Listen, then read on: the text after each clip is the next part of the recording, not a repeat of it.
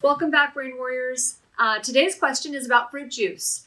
Someone wrote in saying that they saw on my website that I recommend drinking grape juice. And I want to clarify, I do not recommend drinking grape juice. Not sure where you saw that, except the only thing I can think of is it might have been a reference to a study about resveratrol. There was a Harvard study showing that resveratrol is very healthy. So resveratrol that is found in grapes, and I believe they said in tart grape juice in that study, but I don't recommend drinking grape juice or any type of fruit juice at all. So just be clear about that. Even the resveratrol, I recommend you taking the supplement rather than the fruit juice, because the problem is people will not drink the unsweetened tart grape juice. They will opt for the very sweet grape juice because it doesn't taste good, right? Tart cherry juice, those types of things don't taste good. It's not what we recommend.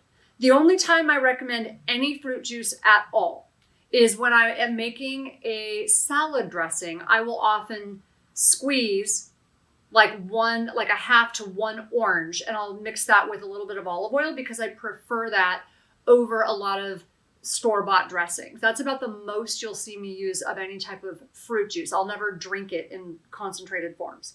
Too much sugar. So whenever you drink a fruit juice and you remove the juice from the fiber source, right? It takes like 5 to 6, sometimes 8 oranges to make 1 glass of orange juice, and you just lost all the fiber rather than eating 1 orange that would fill you up because of the fiber. That's not a good thing. You want the fiber, you want the pulp, you want all of that with the orange that's going to fill you up rather than just give you a big giant bolus, like a big just shot of sugar. So hopefully that was helpful. There's a lot more nutrition tips for you at tanaamen.com. That's my website.